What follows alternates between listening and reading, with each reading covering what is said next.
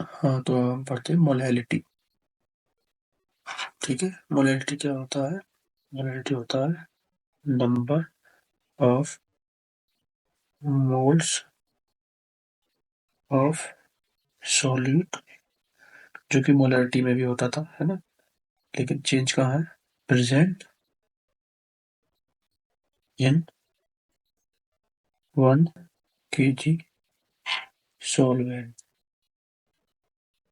Okay, इसमें solvent होता है, उसमें सॉल्यूशन होता था। तो ये चेंज में, और इसमें केजी में होता है, उसमें होता था लीटर में। तो हम इसको अगर फॉर्मूले के हिसाब से लिखें तो हम लिखेंगे molality equal to number of moles of solute upon मास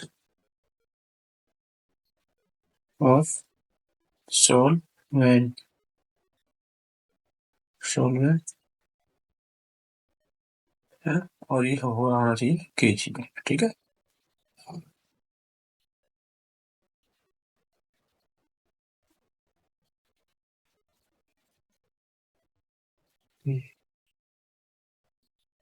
हम नेक्स्ट करेंगे।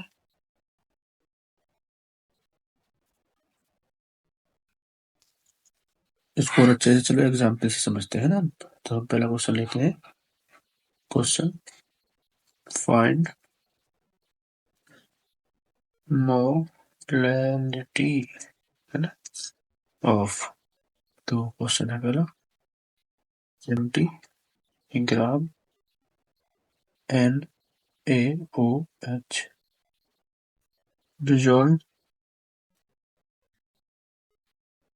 in 100 gram solution, 100 gram solution। Okay, कहते हैं मोलैलिटी को फाइंड करने का हमारा equal to N upon mass of solvent in kg। Okay, तो ये हो जाएगा मेरा N। N होता है 23, है ना, और O होता है 16, 39, और H होता है 1/40। दिया कितना? 20 ग्राम। देखो 20 ग्राम, जैसे पहले मोल्स निकालते थे सेम अभी भी वैसे ही है, तो मैं इसमें ज्यादा एक्सप्लेन नहीं कर रहा।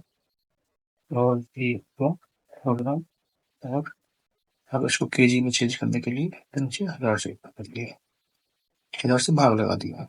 अब जब इसको सॉल्व करेंगे तो आता है 2554, जो कि होता है हमारा 2.5 है। इसको लिख सकते हैं एम। ओके, जैसे इसमें कैपिटल एम लिखते थे, इसमें स्मॉल एम लिख सकते हैं। हाँ, तो एक नेक्स्ट क्वेश्चन है, देखो इसमें क्या लिखा हुआ है। एक 0.85 gram of NH3 is dissolved in 100 ml of solution. Find molality. Molality find करनी है इफ डेंसिटी ऑफ सॉल्यूशन 1.2 ग्राम पर ml। ओके, तो मोलैलिटी फाइंड करनी है, तो मोलैलिटी के लिए हम क्या लिखते हैं? ये हो जाता है ऊपर मोल्स, है ना, अपॉन हो जाएगा मास किसका? मास ऑफ सॉल्वेंट, है ना, और वो इन केजी। ठीक है, 1 kg। हाँ, ठीक है, तो कर लेते हैं। देखो मोल्स निकालने के लिए पहले तो जो हमको दिया हुआ है वही वेट ले लेंगे। सॉरी, 85। ओके,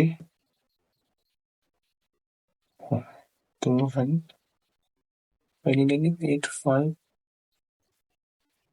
और ऊपर से उसका ले लेंगे मॉलिक्यूलर मास।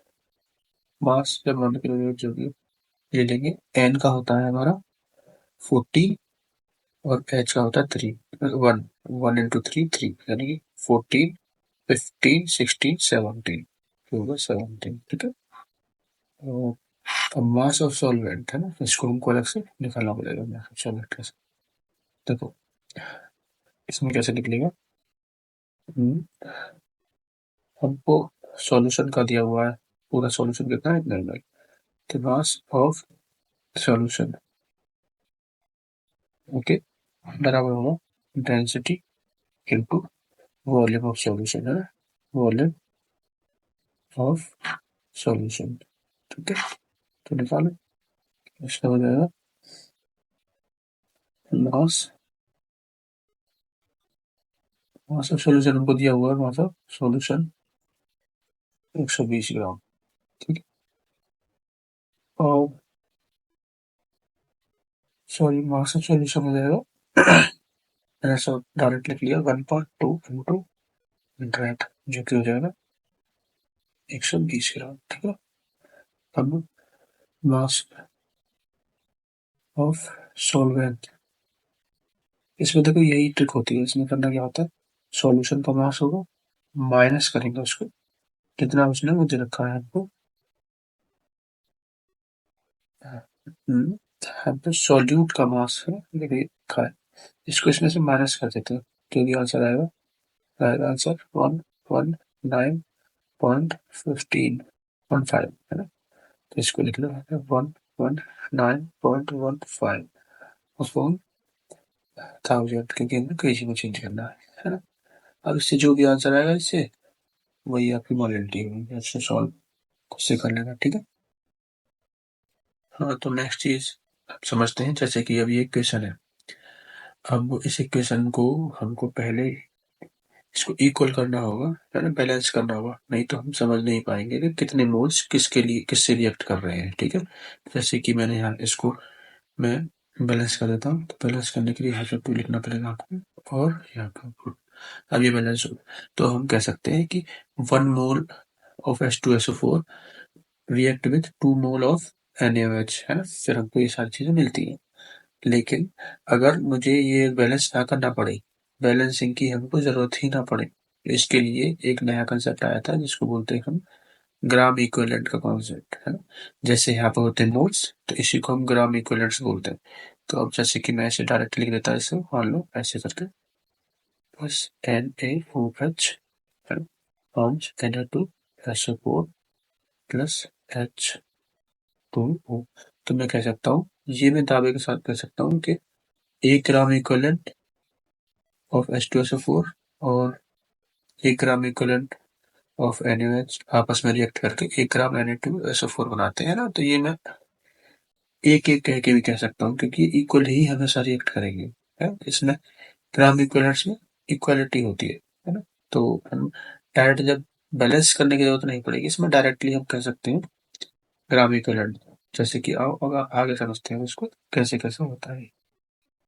जैसे समझते हैं यहाँ पर इक्विवेलेंट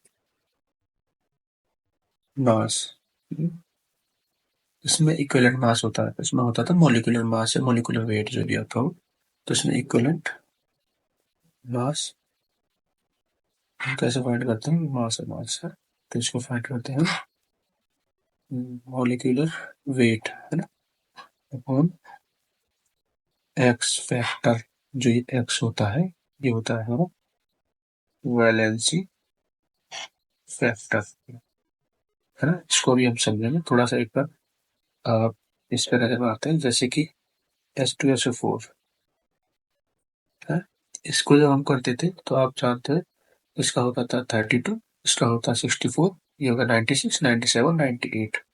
तो इसका मॉलिक्यूलर वेट जो होता था वो होता था 98 है। और अब इसमें एक्स, मैं वैलेंसी फैक्टर बताऊंगा अभी आपको क्या होता है, लेकिन अभी थोड़ी देर के लिए वैसे मान लो H2SO4 का होता है 2, तो अब यहाँ पर तो ऐसे हो जाएगा, तो ये हो जाएगा 49।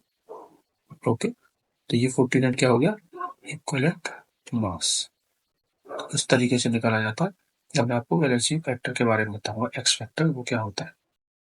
ओके, हाँ तो हम एक्स फैक्टर की बात करते हैं, एक्स फैक्टर, है ना, एक्स फैक्टर जो भी होता है वैलेंसी फैक्टर।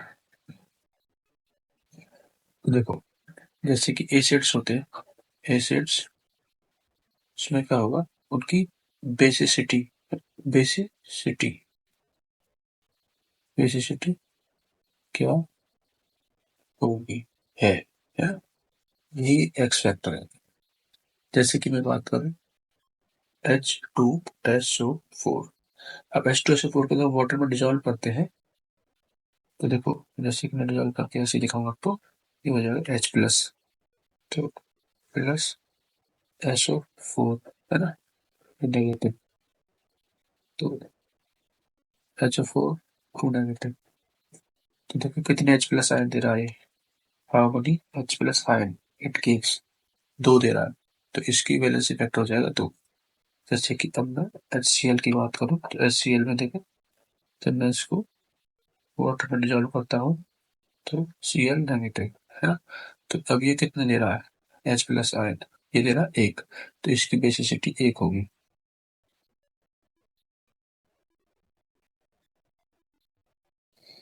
एक और है, एक एसिड और है जो बहुत ही कंफ्यूजिंग होता है, दिखने में हमको ऐसा लगेगा कि उसकी बेसिसिटी हमेशा 3 होती है, लेकिन हमेशा 3 नहीं होती। जैसे कि ये है H3PO4 और एक है H3PO3 और एक है H3PO2। तो इसमें सब में चेंज होती है बेसिसिटी। जैसे कि इसमें मैं इसका स्ट्रक्चर बनाऊंगा तो उससे पता लग जाएगा। इसका स्ट्रक्चर होगा ऐसे,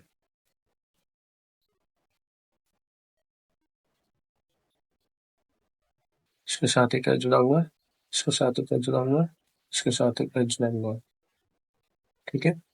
तो देखो, जो O के साथ जितने भी एच जुड़े हुए हैं ये H+ आयन दे देंगे।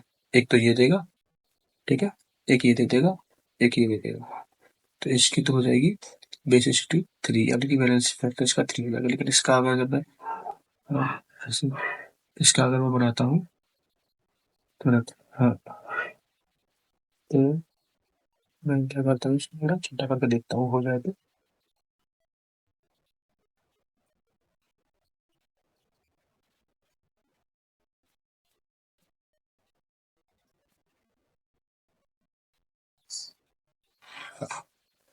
अब देखो, इसका अगर इसका बनाते हैं तो इसका ऐसे बनेगा, P डबल बॉन्ड O,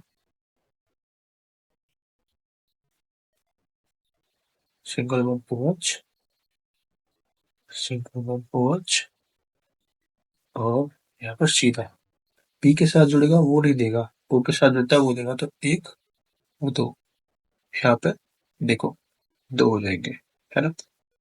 तो भी छोटा कर लेता हूँ ताकि उसको भी रख सके अलग,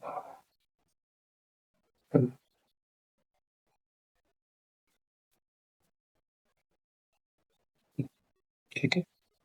अब देखो तीसरा, इसमें इस केस में क्या होगा, इसमें बता देखो P और डबल बॉन्ड O, एक डायरेक्ट, और यहाँ पर एक O के साथ जुड़ेगा, तो अब बस एक ही देगा यहाँ पर, इसकी विसिसिटी 1, तो वैलेंसी वेक्टर 1 होता है।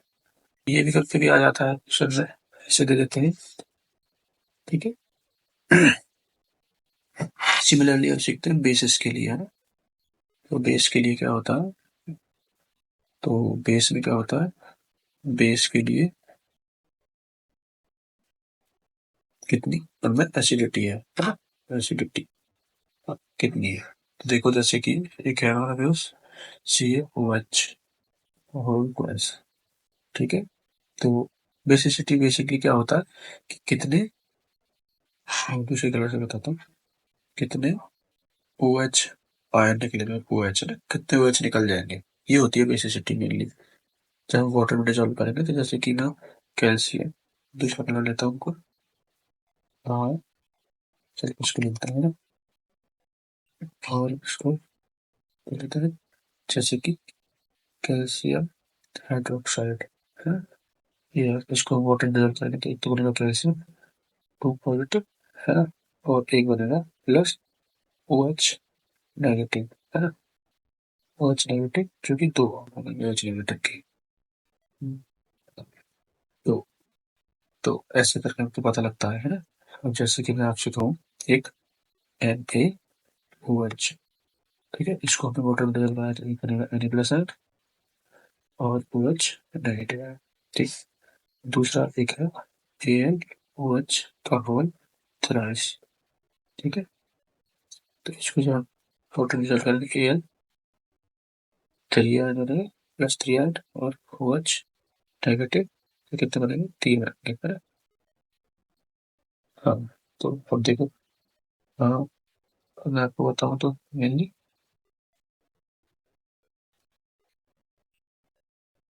अगर इसकी इसमें देखो 2 है, तो इसकी एचिलिटी होगी 2, तो इसका वैलेंसी वेक्टर होगा 2, उसमें 1 है, तो इसकी होगी 1, इसमें 3 है, तो इसकी होगी 3। अब जैसे ये तो होगा एसिड और बेस का, है ना? अब हम करते हैं जो एसिड का हो गया, बेस का होगा, अब साल्ट का करते हैं, सॉल्ट का। तो सॉल्ट में देखो, सॉल्ट के लिए एक अलग बात होती है। सॉल्ट में क्या देखते हैं? Total positive charge on cation, है ना? कैटायन टोटल पॉजिटिव चार्ज देखेंगे। वैसे कैसे देखते हैं? एग्जाम्पल से समझते हैं। जैसे मैं कहूँगा MgSO4, है ना? इसको डिजोल्व करा लो, है? ये हो जाएगा Mg और SO4, है? SO4 टू नेगेटिव और Mg टू पॉजिटिव, है? तो देखो Mg टू पॉजिटिव, ऐसे दूसरा करा लेते हैं।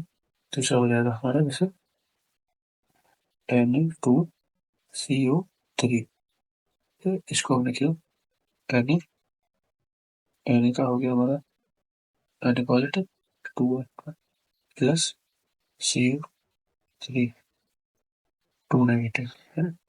अब जैसे एक और बना लेते हैं, एक और एग्जाम्पल लेते हैं, Al2SO4 का और थ्राइस, तो इसके लिए लेते हैं 2Al प्लस 3 प्लस SO4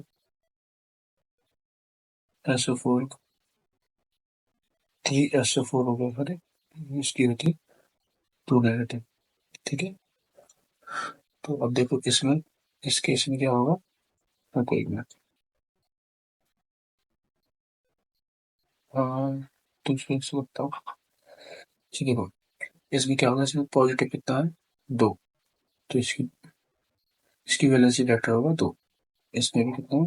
देखो, 1 है, उससे 2 से बढ़ाओगे तो 2 हो गया कुछ। इसका वैलेंसी वेक्टर क्या होगा? इसका देखो 3 है और 2 से गुणा हो रहा है, तो इसका होगा 6, ठीक है? तो ऐसे लिखते हैं इसको। अब देखो एक ऐसा न्यूमेरिकल लेते हैं इसमें सारी चीजें आ रही है। उस न्यूमेरिकल में सारी चीजें आ जाएंगी, जैसे find equal weight, okay, equal weight किस किस का? पहला तो H2SO4, दूसरा NaOH का, और तीसरा निकाल दे Na2CO3, ओके। तो पहले निकालते हैं इक्वल वेट, क्या होता है वैसे? ये होता है हमारा मॉलिक्यूलर वेट, है, अपॉन एक्स फैक्टर। तो मॉलिक्यूलर वेट हमारा, पहले हम H2SO4 के लिए निकालते हैं, H2SO4, है ना? देखो S हो गया 32 और ये हो गया 16 × 4, 64, लिख देता हूँ 64, 32 और ये हो गया 2 × 2, टोटल हो गया 98, है ना? 98। और एक्स फैक्टर इसके लिए क्या आता है? पहले निकाल चुके थे, तो इसमें जब डिजोल्व करेंगे तो 2H प्लस आयन मिलेंगे, तो 2, तो इसका होगा 49, है? अब देखो दूसरा, अगर हम उसके लिए निकालते हैं NaOH के लिए, NaOH, है? तो N होता है 23, O होता है 16 और H होता है 1, ठीक है? तो इसको अगर जोड़ेंगे तो आता है 40। अब देखो इसको जब हम रिजोल्व करेंगे वाटर में, तो एक OH देगा, तो एक, तो इसका हो गया 40, सॉरी 16 नहीं 40, है ना? हाँ, अब Na2CO3 एक सॉल्ट है, तो इसका देख लो पहले 23 Na2CO3 आप देखते हैं, तो इसका हो जाएगा 46, तो ये हो गया, और ये बताओ 12 ये होगा, और ये होता है 48, ये हो गया, ये हो गया 106। और जब इसका वैलेंसी निकालते हैं तो इसकी आती है 2 वैलेंसी रेट, तो ये होगा 53।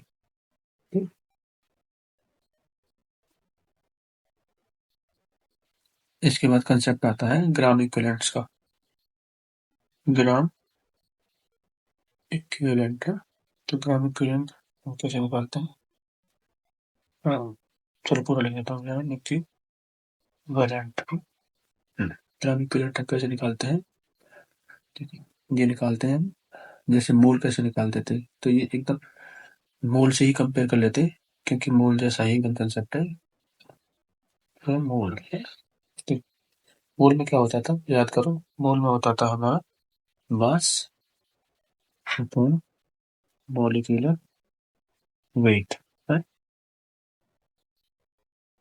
ठीक, ऐसे ग्राम इक्विवेलेंट में होता है mass upon equivalent weight. Equivalent weight जो अभी हमने जस्ट निकाला था पीछे। ठीक है, तो इसको भी चलो एक एग्जाम्पल से समझते हैं। हाँ, तो एग्जाम्पल से समझते हैं,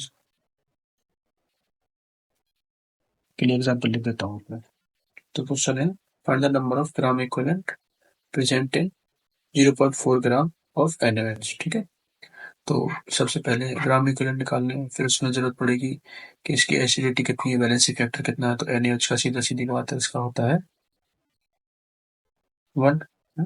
अब इसका मॉलिक्यूलर मास या मॉलिक्यूलर वेट जो भी है उसको हम कैलकुलेट करेंगे। जैसे इसका होता है 23, O का होता है 16 और H का होता है 100। ये हुआ टोटल, दोनों को मिला के 40। ओके, तो हम सॉल्व करते चलिए। हाँ, तो पहले हम इक्वल वेट सॉल्व कर लेते हैं। इक्वल वेट पहले सॉल्व करेंगे, वेट चेंज के बताएंगे। इक्वल वेट है, तो इक्वल वेट होगा मॉलिक्यूलर वेट और वैलेंसी फैक्टर, जो कि था ये जोड़ के बनाया 40 अपॉन 1, जो कि है 40। ओके, अब है नंबर ऑफ ग्राम इक्विवेलेंट, जो कि होगा मास और इक्विवेलेंट वेट, जो कि होगा 0.4 ग्राम पर 40, 0.01। सही आंसर है। ठीक,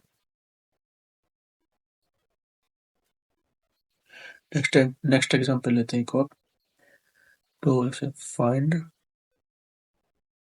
number of gram equivalent present in presented direct gram H2SO4। ठीक,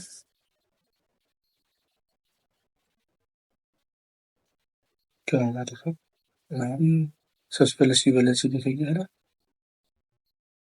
कलर चेंज कर लेते हैं। हम्म, हम्म, हाँ, इसकी वैलेंसी देखो, इसमें H+ 2H+ आने के लिए तो इसकी वैलेंसी फैक्टर हो जाएगा 2। देखो इसका होता है 2 गुणा 1 प्लस, इसका होता है 32 प्लस हो गया 4 × 60, जो कि आ जाएगा 98। तो पहले निकालेंगे हम इसका इक्विवेलेंट मास, है ना, इक्विवेलेंट मास और इक्विवेलेंट वेट जो भी है, ये होगा हमारा molecular weight upon x factor. Molecular weight कितना है 98, एक्स फैक्टर है 2, तो मिला 49। ओके, अब निकालेंगे हम इसका ग्राम इक्विवेलेंट। ग्राम इक्विवेलेंट जो होते हैं हमारे, ग्राम इक्विवेलेंट बराबर होता है मास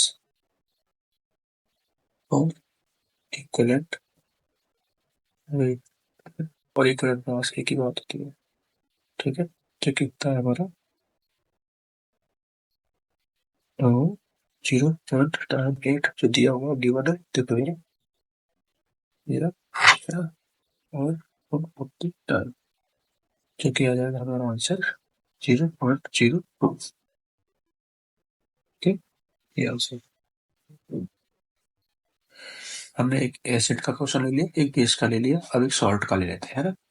तो वही पहले वैलेंसी देख लेते हैं। तो इसमें देखो, यहाँ पर 2 पॉजिटिव आयन होंगे, है ना, Na मतलब 2Na। तो Na पर एक पॉजिटिव होता है तो उसकी वैलेंसी होगी 2, और इसका हम एक मिनट ऐसे करता हूँ, इधर लिखता हूँ, वैलेंसी होगी 2, और इसका हम मॉलिक्यूलर वेट काउंट करेंगे। तो मॉलिक्यूलर वेट होगा, देखो 2 × 23 इसका हो गया, है ना। सी का हो गया +12, और का हो गया 3 × 16। देखो ये हो गया 48, 60, और ये हो गया हमारा 46, 60 और 46 हो गया 106। ठीक है, इसका यहाँ पर हो जाता है 106। ठीक है, इक्विवेलेंट मास निकालते हैं पहले। इक्विवेलेंट मास जो कि होगा हमारा molecular weight upon x factor. Molecular weight अभी निकाला 106, एक्स फैक्टर आया तो हो गया 53।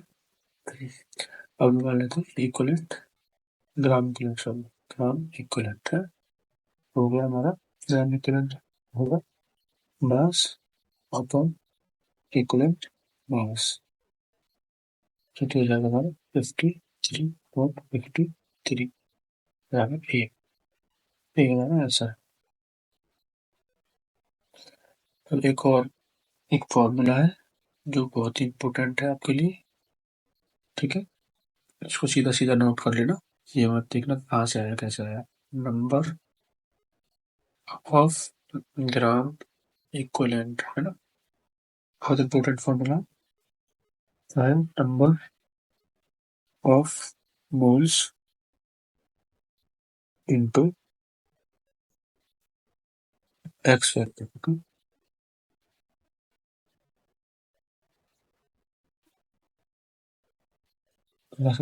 इसको अलग कलर से लेता हूँ ताकि कोई परेशानी ना हो। एक्स फैक्टर, ओके, तो ये बड़ा है और ये एक्स फैक्टर है, निकालते थे। थोड़ा लिख देता हूँ ताकि कोई दिक्कत ना हो। X factor, okay. तो अब देखो इस पे एक क्वेश्चन लेंगे हम, है ना। क्वेश्चन से फिर सारी चीजें क्लियर हो जाएंगी। क्वेश्चन है, find the number of gram equivalent present in 3 moles of H2SO4। Okay, तो H2SO4 3 मोल्स, तो अभी बताया है, नंबर ऑफ मोल्स पता हो और एक्स फैक्टर पता हो तो हम नंबर ऑफ ग्राम इक्विवेलेंट निकाल सकते हैं। देखो नंबर ऑफ मोल्स दी हुई थी ग्राम इक्विवेलेंट में, ठीक है, ग्राम इक्विवेलेंट निकालना है तो आप पूछिए वैलेंसी फैक्टर एक्स फैक्टर। तो एक्स फैक्टर इसका क्या होगा, मैं पहली बात कर चुका हूँ, इसका एक्स फैक्टर होता है 2 + देगा, तो इसलिए इसका एक्स फैक्टर होता है 2। ठीक है, तो निकाल ग्राम इक्वल टू होगा moles into 2 x factor. X factor जो कि है ये है वही, ये दे रखा है, ये है 2, मोल्स दे रखे 3, तो आ गया आंसर। ओके, तो थोड़ी चीजें जल्दी जल्दी इसलिए की जा रही है क्योंकि वीडियो फिर ज्यादा बड़ी हो जाएगी, तो हम चाह रहे हैं कि वीडियो तो छोटी हो जाए। हाँ, तो नेक्स्ट टॉपिक है नॉर्मेलिटी। ओके, ये इतना ग्राम इक्विवेलेंट ये सब इसी के लिए सीखा गया है, पता है। इसमें क्या होता है, नॉर्मेलिटी क्या होता है, number of gram equivalent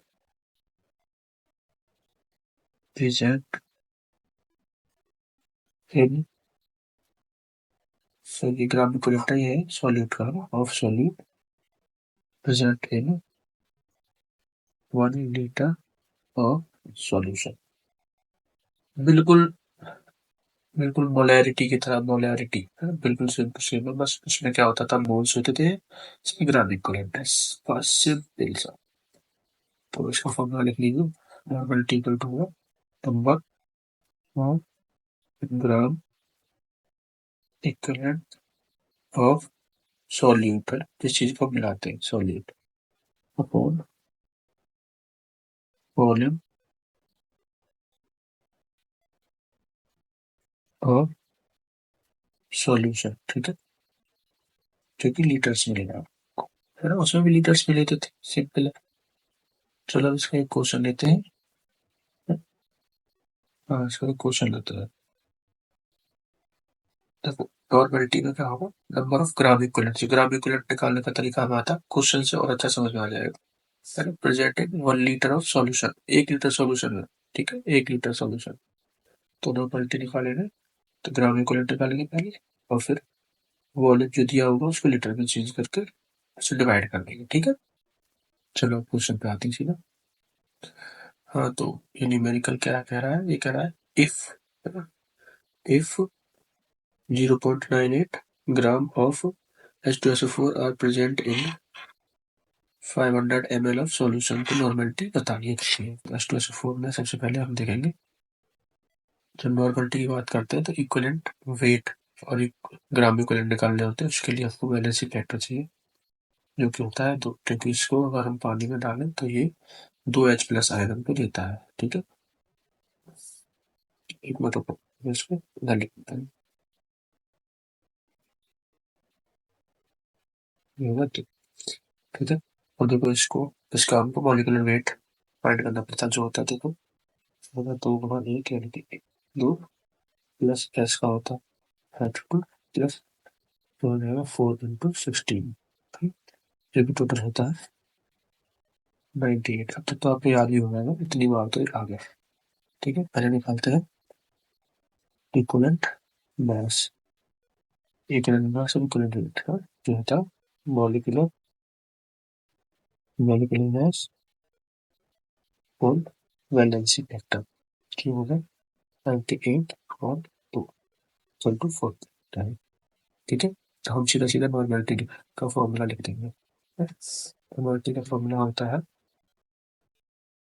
number of gram equivalent, है ना, अपॉन वॉल्यूम, लीटर से, ठीक है।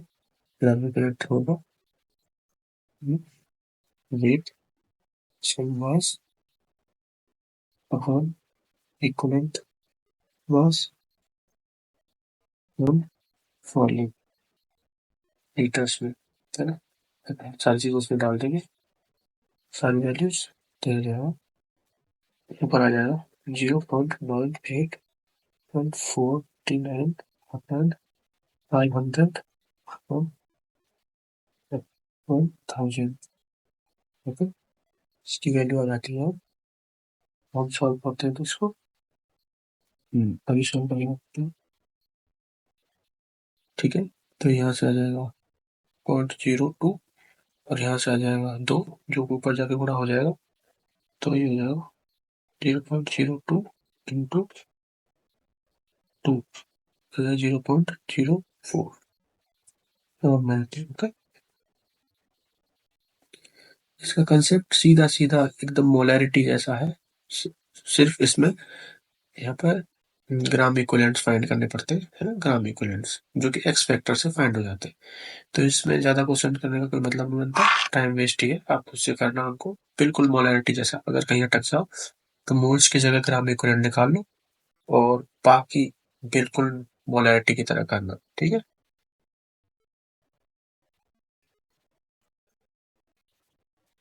तो अब हम थोड़ा सा एक और चीज सीखते हैं। देखो, अब इसमें भी बिल्कुल मोलैरिटी की तरह ही होता है, सेमी नॉर्मल होगा जिसकी नॉर्मेलिटी हाफ होगी n/2, बाई नॉर्मल होगा जिसकी नॉर्मेलिटी 2 होगी, सेंटी नॉर्मल होगा उसकी नॉर्मेलिटी होगी n/100, डेसी नॉर्मल होगा तो उसकी नॉर्मेलिटी होगी n/10, है ना। कभी कभी क्वेश्चंस में सीधा सीधा सीधा दे देता है वो, कि बाई नॉर्मल है या सेमी नॉर्मल है, तो उस हिसाब से हम इसको कर लेंगे। जैसे एक एग्जाम्पल से समझते हैं,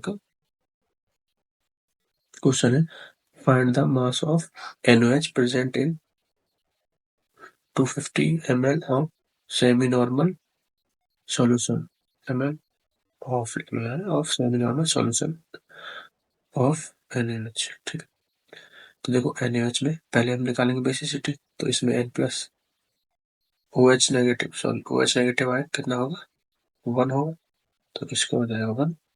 ठीक है, एक्स फैक्टर जो भी है, और इसका हम मॉलिक्यूलर मास काउंट करेंगे 23 प्लस O का होगा 16 प्लस H का होगा 1।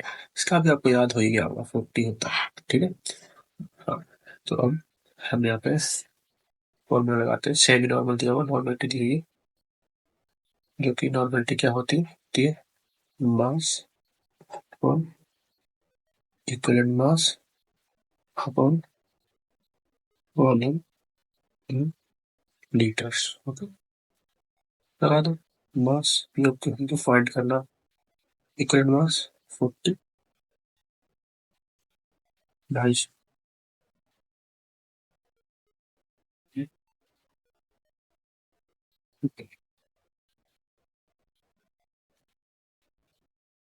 तो अब इसको हम सॉल्व करेंगे, क्योंकि एक्स फैक्टर यहाँ पे एक आया था, तो मॉलिक्यूलर मास और इसको अपन 1 कर लेंगे, तो इससे कोई फर्क नहीं पड़ेगा। ठीक है, मैं इसको 1 करूंगी जैसे कि अपन 1, तो 1 से तो कोई फर्क नहीं पड़ेगा ना, क्योंकि 1 को तो किसी से भाग लगा दो, कोई फर्क नहीं पड़ता। कंफ्यूज ना हो इसलिए मैं इसको मिटा देता हूँ। ठीक है, अब अब आगे देखिए, अब ये जो हम ज्यादा सॉल्व करेंगे तो ये आ जाएगा हमारा मास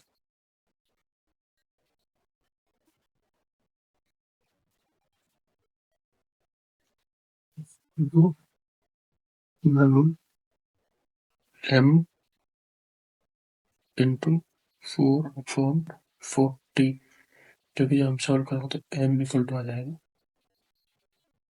यहाँ से ऐसे कट के 10 हो जाएगा, और ये 10 टू सकते हैं 5 ग्राम। चलो अब नेक्स्ट पर आते हैं।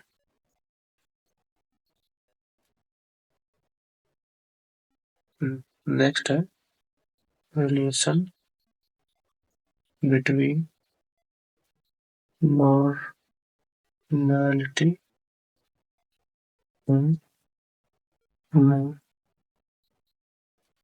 मोलैरिटी। तो नॉर्मलिटी और मोलैरिटी में क्या रिलेशन है, तो इसका रिलेशन सीधा सीधा याद रख लो, है ना, कहाँ से आया कैसे आया उसको ध्यान में रखो। तो इसको मैं एक्सप्लेन करके ले लेता हूँ। Normality equal to molarity into X factor.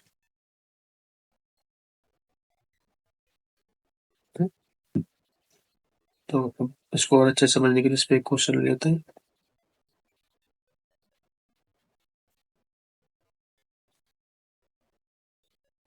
देखो क्वेश्चन दिया हुआ है फाइंड नॉर्मलिटी ऑफ 0.4, यहाँ पे था एम मोलैरिटी वाला 0.4 मोलैरिटी वाला H3PO4 सॉल्यूशन है ना, तो H3PO4, तो मोलैरिटी से देखो, मोलैरिटी नहीं है, मोलैरिटी ये रही, मोलैरिटी से नॉर्मलिटी बनानी है, तो उसका फॉर्मूला होता है normality equal to molarity into X factor. Okay, तो एक्स फैक्टर इसका हम क्या है हमको पता ही है, 3, जो मैंने एकदम उसका स्ट्रक्चर बताया था कि पी एक तो ओ पर जुड़ा होता है, बाकी 3 ओ के साथ एच लगे होते हैं, जिन ओ के साथ एच लगे होते हैं वो एच प्लस आयन हमको देता है। ठीक है, तो 3H प्लस आयन हमको मिल जाएंगे यहाँ से। ठीक है, निकाल लो नॉर्मलिटी इक्वल टू, मोलैरिटी हो गई 0.4 इंटू 3, तो नॉर्मलिटी इंटू होगा 1.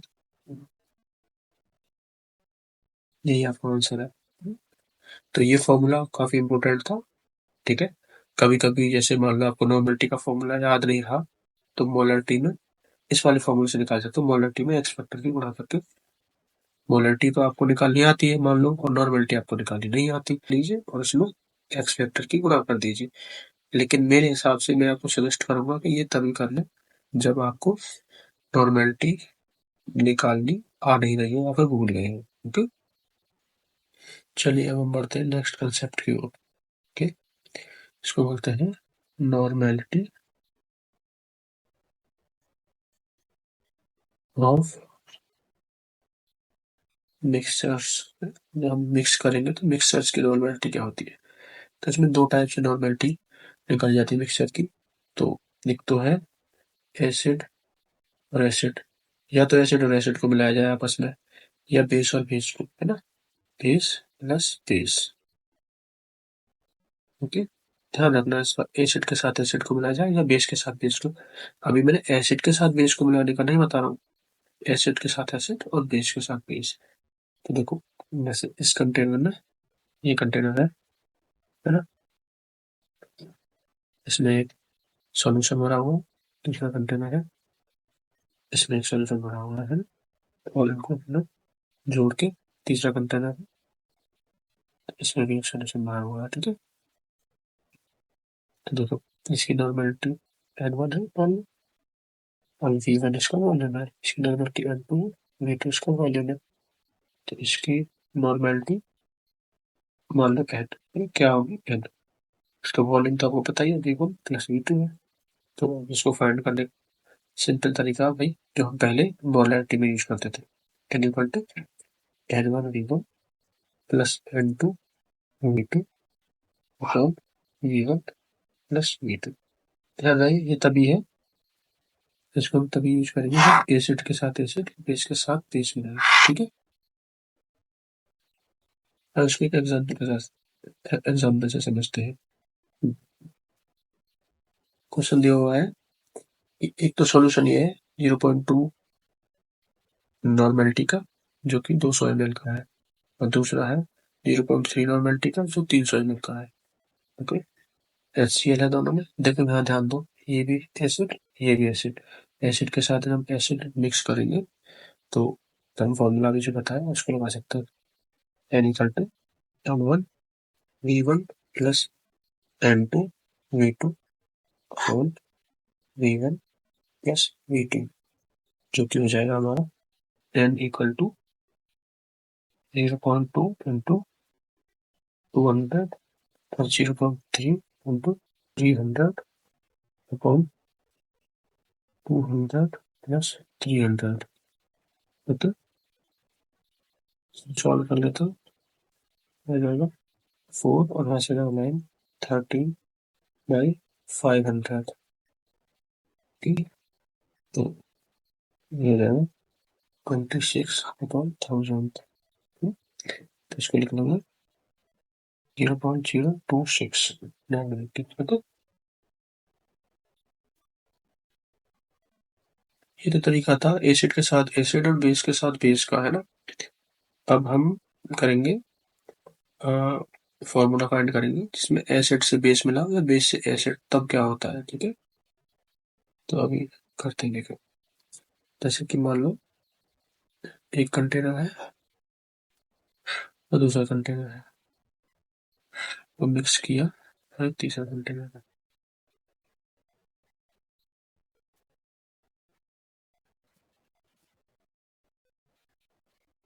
तो मान लो इसमें एसिड बना हुआ है, तो नॉर्मेलिटी ऑफ एसिड, है ना, वॉल्यूम ऑफ एसिड। इसमें बेस बना हुआ, normality of base, volume of base. यहाँ पर नॉर्मेलिटी टोटल की क्या होगी, इसका वॉल्यूम तो हो जाएगा बेस और एसिड के बराबर। ओके, देखो अब इसमें देखा जाएगा कि इन दोनों में से कौन सा ज्यादा है ना। जैसे कि मान लो इन दोनों का इन दोनों की मल्टीप्लीकेशन, इन दोनों का प्रोडक्ट जो है वो ज्यादा है या इन दोनों का प्रोडक्ट ज्यादा है, तो बड़े में से छोटा हम घटा देंगे, है ना। एग्जाम्पल से अच्छा समझ में आ जाएगा, लेकिन अभी फिलहाल के लिए लिख देता हूँ। ठीक है, दोनों चीजें लिख देता हूँ, जैसे कि NaVa। ओके, बड़ा होगा NbVb से, तब फॉर्मूला होता है हमारा एन का फॉर्मूला, तब हो जाएगा NaVa minus V B whole V A plus V B. Okay.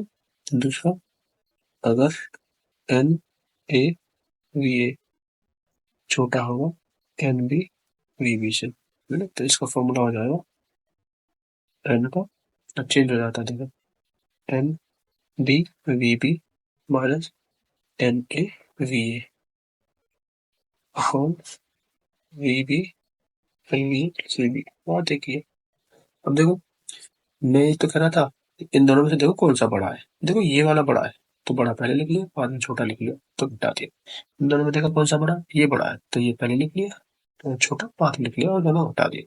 Simple सी बात है ना। अब एक एग्जाम्पल ले लेते हैं, उससे अच्छे से समझ आएगा हमको ये, है ना।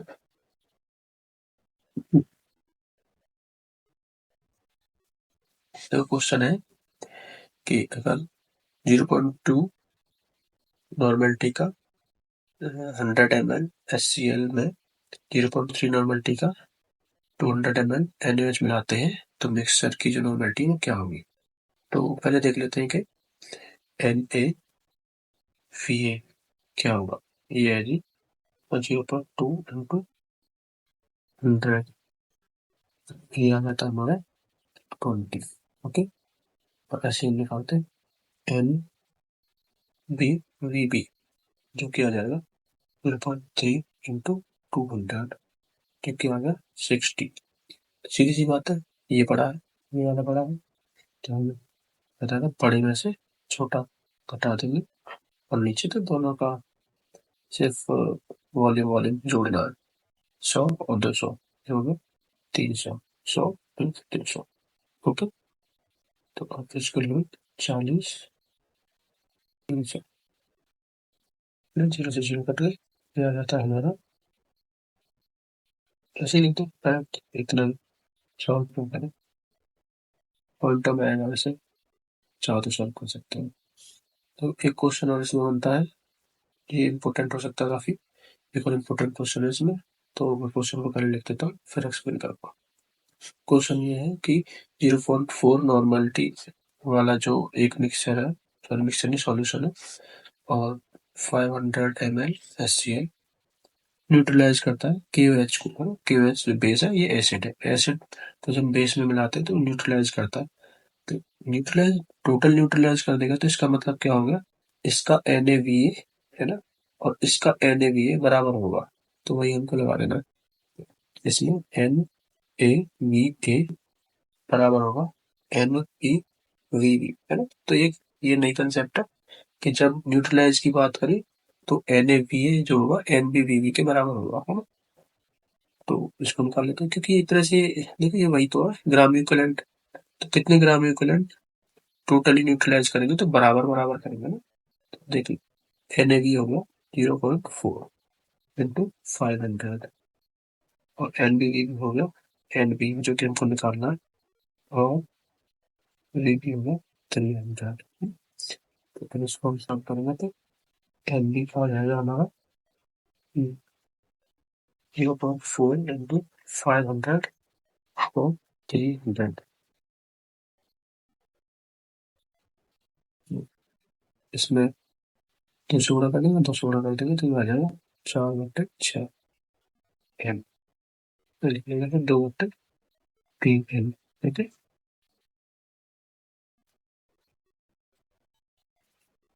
क्यों